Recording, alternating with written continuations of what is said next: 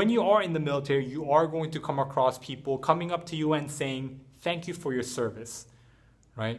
And you might be doing that to uniformed members, or you might have seen people do that. And in the beginning, honestly, coming fresh out of boot camp, graduated, going to a school, wearing my dress whites, when I received that for the first time at the airport, I didn't really know how to respond. I didn't really know how to respond. I felt undeserving of that thanks, right? Because I haven't really done much in the military yet.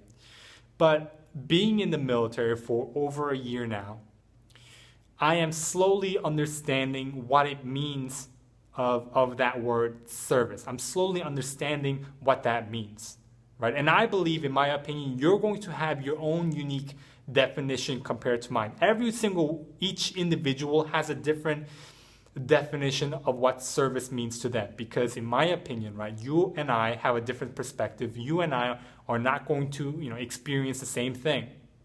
It's going to be similar, but we're going to be in a different ship, different environment, working with different people, working with different chain of commands, working, different deployments, missions, and all that kind of stuff, right? So you're going to have your own unique definition compared to mine. But, for the most part, there are going to be similarities amongst people.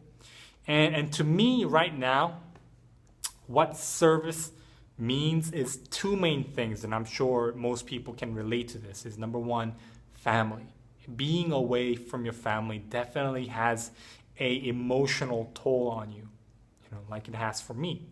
Right? I'm very close with my family. I'm very connected with my family. If you haven't seen, I recently went on a vacation to South Korea with my family. I call my grandmother every day at 6 o'clock. I call my mother every day at 9:30. So I'm very close with my family, right? And the second biggest thing is just the work itself, being in the military, right? It's going to physically, mentally, emotionally, psychologically, and for some people, spiritually drain you, right? For some people, it's spiritual battle, because when they're in the military, it's difficult for them because of the other four, so they turn to spirituality to help them get through, which there's nothing wrong with that as long as they get through. But to give you an example, right, and I give this example a lot, at the peak of when I worked the most, I worked 12 days in a row, 2 days off, 12 days in a row, 2 days off. I did that for a while. And there was a point where I worked 70 hours a week, and the next week 50 hours, and then 70 hours again, then 50, on and on. For 4 months, 16-hour workday, and only getting 4 or 5 hours of sleep. It does definitely have a physical toll, mental toll, emotional toll, spiritually, and psychologically, right? Because you feel like it's never going to end. You feel like what you do maybe doesn't have an impact on the bigger picture, right? Because you could just be easily replaced. But that's a different topic. But anyway, service to me. So when people say that to me now, I say thank you.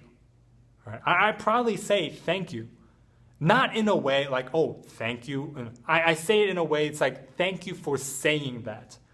Right? You might be saying, why don't you just say you're welcome? Because I don't want people receiving it as, oh, you're welcome. Right? So I don't want people taking it that way when civilians come up to me and saying, thank you for your service. I don't want to say, you're welcome, right? I just say, thank you.